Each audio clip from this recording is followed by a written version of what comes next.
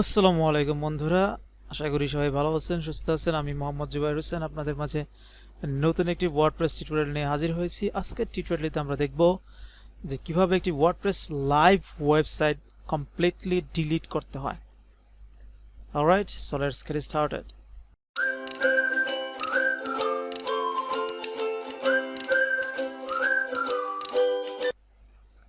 Alright, so আজকে আমরা যে লাইভ সাইটটা ডিলিট করব সেটা হচ্ছে এই ওয়েবসাইটটি। আমরা লাইভ সাইট এটা কেন ডিলিট করবো, আসলে কেন ডিলিট করার প্রয়োজন হয়? তো বেসিক্যালি অনেক সময় দেখা যায় যে সাইটটা ভেঙে যায় অথবা সাইটে কিছু ইরর দেখা দেয় বা সাইটে এমন কিছু প্রবলেম দেখা দেয় যার কারণে আমরা ব্যাক এন্ডে লগ ইন করতে পারি না, বা যার কারণে আমাদের ওয়েবসাইটে নতুন করে ফ্রেশ ওয়ার্ডপ্রেস ইনস্টল করে আবার নতুন করে কাজ করতে হয়। তো আজকে আমরা দেখব যে কিভাবে একদম কমপ্লিটলি কোনো ধরনের প্রবলেম ছাড়া কিভাবে একটি কমপ্লিটলি সাইট আর লাইভ ওয়েবসাইট কমপ্লিটলি ডিলিট করতে হয় ফ্রম Cpanel। তো অনেকে হয়তো বা যদি ব্যাক এন্ডে লগ ইন করা যায় সেক্ষেত্রে আমরা ডাব্লিউপি রিসেট প্লাগইনটা দিয়ে অনেক সময় রিসেট করে আবার পুনরায় শুরু করতে পারি, কিন্তু অনেক সময় এমন এরর দেখা যায় যে এটা কোনোভাবেই আর ব্যাক এন্ডে প্রবেশ করা সম্ভব হচ্ছে না। তো সেক্ষেত্রে আমাদেরকে কী করতে হবে? অবশ্যই Cpanel থেকে ওয়েবসাইটটি কমপ্লিটলি ডিলিট করে আবার নতুন ওয়ার্ডপ্রেস ইনস্টল করে তারপরে নতুন করে কাজ শুরু করতে হয়। তো সেটাই আমরা দেখব। তো প্রথমে আমাদেরকে Cpanel লগ ইন করতে হবে। তো Cpanel লগ ইন করার পরে আমাদেরকে দেখতে হবে যে আমরা কোন ডোমেইনটি অর্থাৎ কোন ওয়েবসাইটটি বা কোন ইউআরএলটি আমরা ডিলিট করতে চাচ্ছি। অলরাইট, তো যদি এটা সাবডোমেইন হয় তাহলে অবশ্যই প্রথমে আমাদেরকে সাবডোমেইনে যেতে হবে এবং সাবডোমেইন থেকে প্রথমে আমাদেরকে সাবডোমেইনটা রিমুভ করতে হবে। অলরাইট, তো আমি যেহেতু আমি যে ওয়েবসাইট ডিলিট করতে চাচ্ছি সেটা হচ্ছে একটি সাবডোমেইন। তো আমি যেহেতু সাবডোমেইন ডিলিট করতে যাচ্ছি তো আমাকে অবশ্যই প্রথমে সাবডোমেইনটিতে যেতে হবে এবং সাবডোমেইনে আসার পরেই আমরা এখানে দেখব যে একটি রিমুভ নামে একটি অপশনস আছে। অলরাইট, তো রিমুভ নামে অপশনটিতে আমাদের ক্লিক করতে হবে। ক্লিক করার পরে আমরা এখান থেকে ডিলিট সাবডোমেইন, তো এখান থেকে ডিলিট করার পরেই মূলত ওয়েবসাইটটি আর কাজ করবে না। অলরাইট, যদি আমরা এখানে এখন রিলোড দেই তো এটা আর কাজ করবে না।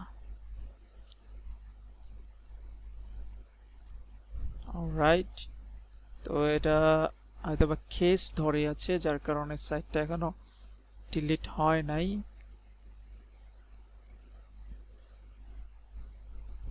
তো যদি আমরা কেসটা রিমুভ করে দেই তাহলে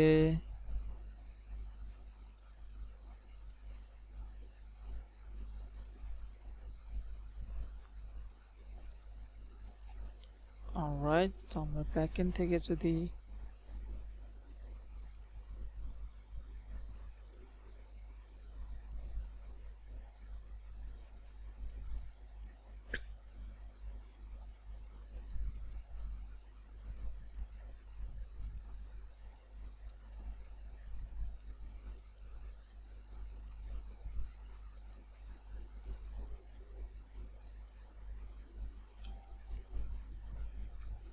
এখান থেকে আমরা এমটি কেস করে দেই, তো এখান থেকে আমরা কেসটা রিমুভ করে দেওয়ার পরে আমাদের কিন্তু ওয়েবসাইটটি আর আমরা দেখতে পাবো না।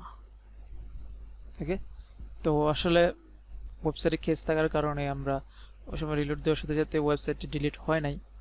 তো কেসটা রিমুভ করার সাথে সাথে সাইটটা ডিলিট হয়ে গেল, কিন্তু ডিলিট এখানেই শেষ নয়, কারণ আমাদের Cpanel-এ আরও কিছু অপশনস থেকে যায় যেটা আসলে আমাদের ওয়েবসাইট থেকে বা কমপ্লিটলি রিমুভ করার জন্য সেই ফাইলগুলো আমাদেরকে রিমুভ করতে হবে বা করাটা বেস্ট।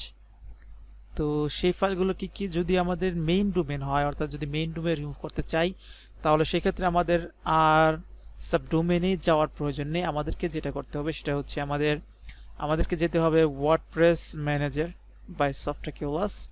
তো এই যে সফটওয়্যার অ্যাপসটা যেটা বা সফটওয়্যার যেটাই বলি, এই সফটওয়্যারটি প্রায় Cpanel-এই থাকে, অলমোস্ট 90% Cpanel-এই থাকে।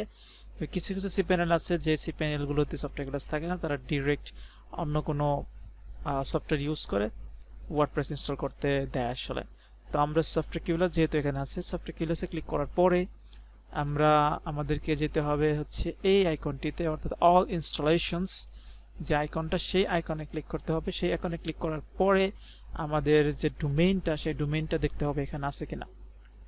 তো আমরা দেখতে পাচ্ছি এইটাই হচ্ছে আমাদের ডোমেইন। তো আমরা যদি মেইন ডোমেইন অর্থাৎ একটা মেইন ডোমেইন যদি ডিলিট করতে চাই, তাহলে যেমন এখানে মেইন ডোমেইন, দুইটা মেইন ডোমেইন আছে, এইটা একটা এবং এইটা একটা। তো এই ডোমেইন থেকে যদি আমরা ডিলিট করতে চাই, জাস্ট এই ডোমেইনটা রিমুভ করে দিলেই ডিলিট হয়ে যাবে।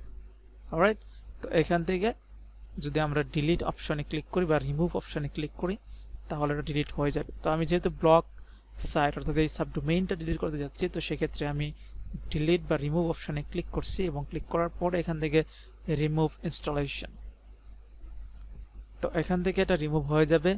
এখান থেকে রিমুভ হওয়ার পরে আমাদেরকে আরেকটি কাজ করতে হবে, সেটা হচ্ছে আমাদেরকে যেতে হবে ডব্লিউপি ফাইল ম্যানেজার, অর্থাৎ আমাদেরকে ফাইল ম্যানেজারে যেতে হবে।